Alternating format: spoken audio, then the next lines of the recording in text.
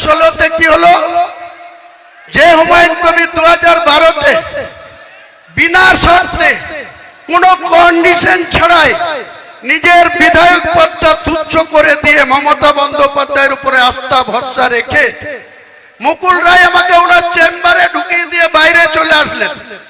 সাক্ষী শুধু তার গৌতম সান্যাল আর তিনি নিজে। আমি আজকে আবার একবার মমতা ব্যানার্জিকে চ্যালেঞ্জ করছি, আপনার যদি সত্যি কথা বলার মানুষের কাছে সৎ সাহস থাকে তাহলে আপনার প্রিয় চ্যানেল 18 একদিন আপনি বসুন, বিশ্ববাবু মজুমদার বসবে আর আপনি বসবেন আর আমি বসবো আমি। আপনি বাংলার মানুষকে কতটা মিথ্যাচার করেন সেদিন প্রকাশ পাবে, বাংলার মানুষ দেখবে, ভারতবর্ষের মানুষ দেখবে যে আপনি মানুষকে ইউজ অ্যান্ড থ্রো, কাজের সময় কাজী আর কাজ ফুরালে পাজি। কতদিন আপনার এই শক্তি থাকে?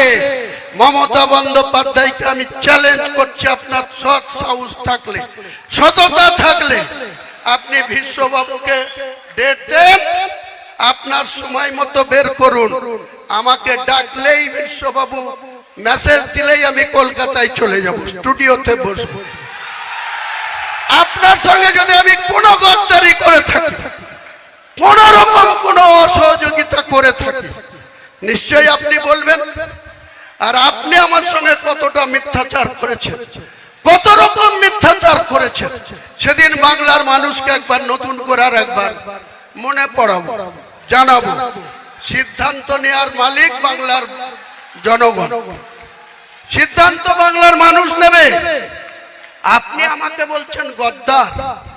আপনি রাতের অন্ধকারে মালদা থেকে এসে আপনি আমাকে সাসপেন্ড করার কার সাথে কথা বললেন?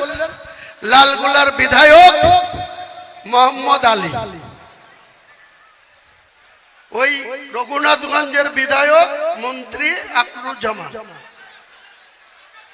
মুর্শিদাবাদের এমপি আবু তাহের খান, বহরমপুর পৌরসভার পৌরপিতা নারুগোপাল মুখার্জি, কাঁদির